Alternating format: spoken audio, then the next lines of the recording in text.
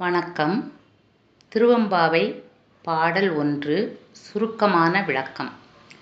திருவெம்பாவை மாணிக்கவாசகப் பெருமானால் திருவண்ணாமலையில் வைத்து இயற்றப்பட்டது. இது அனைவரும் அறிந்ததே. இது காலையில் திருவண்ணாமலையில் அண்ணாமலையார் பவனி வரும்போது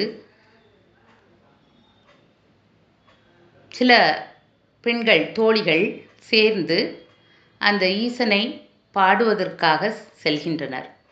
அப்படி பாடும்போது நாம் பெற்ற ஈசனின் கருணையை இன்பத்தை நம்முடைய சக தோழிகளும் பெற்றால் நன்றாக இருக்குமே என்று எண்ணி சக தோழியரை எழுப்புவதாக எல்லா பாடல்களும் அமைந்திருக்கும்.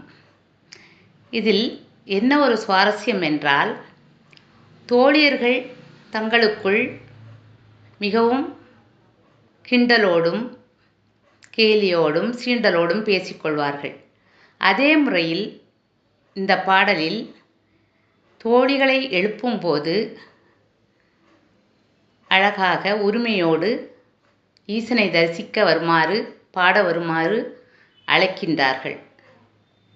அது இப்பாடலின் தனிச்சிறப்பு. இப்பொழுது பாடலை பார்ப்போம். அதற்கு முன் பாடலில் இருக்கும் ஒரு சில வார்த்தைகளுக்கு பொருள் முதலில் கூறிவிடுகின்றேன்.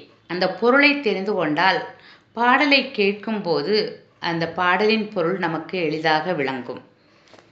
வாழ்த்தடம் கண் என்றால் ஒளியுடைய விசாலமான கண். வளர்தியோ என்றால் தூங்குகின்றாயே என்று பொருள். வார்கழல்கள் என்றால் நெடிய வீரக்கழலை அணிந்த திருவடிகள் என்று பொருள். போதார் புஷ்பம் நிறைந்த அமளியின் மேல் படுக்கையின் மேல் பரிசு இயல்பு ஏல் ஒன்றை ஒப்புக்கொண்டு இணக்கம் தருவது.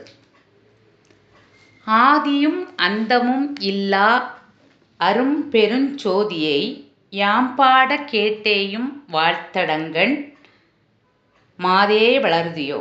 அதாவது முதலும் முடிவுமில்லாத ஜோதியான அண்ணாமலையாரை பற்றி நான் பாடுவதை கேட்ட பிறகும் வாள் போன்ற விசாலமான நீண்ட கண்களை உடைய பெண்ணே, மாதே வளர்தியோ, பெண்ணே நீ தூங்குகின்றாயோ,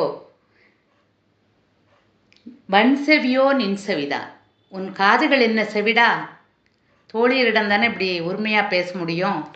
அதனால் உன் காது என்ன செவிடா. மாதேவன் வார்கழல்கள் வாழ்த்திய வாழ்த்தொலிவோய் வீதிவாய் கேட்டலுமே. அதாவது நாங்கள் அண்ணாமலையாரை வாழ்த்தி பாடிய பாடல்கள் வீதியில் போய் கேட்டவுடனேயே அங்கு சென்று கொண்டிருந்த ஒரு பெண் விம்மி விம்மி மெய்மறந்து தன்னை மறந்து மெய்மறந்து அழுதாள். ஆனால் நீ என்ன செய்து கொண்டிருக்கிறாய்? போதார் அமளியின் மேல் நின்றும் புரண்டிங்கன். அந்த புஷ்பம் நிறைந்த படுக்கையில் நீ புரண்டு கொண்டிருக்கின்றாய். ஏதேனும் ஆகாள் கிடந்தாள் என்னே. அந்த பெண் ஈசனின் கருணையை உணர்ந்து அப்படியே அந்த பாடலை கேட்டு ஸ்தம்பித்து நின்றாள். ஈதே என் தோழி பரிசேலோர் எம்பாவாய். எனவே தோழி, நீ உடனடியாக எழுந்து எம்பெருமானை பாடி வணங்கி அவருடைய கருணையை பெறுவாயாக என்று தோழியை எழுப்புகின்றார்கள். எம்பாவாய், எங்களுடைய பாவையே என்று அன்போடும் நேசத்தோடும் அழைக்கின்றார்கள். நன்றி.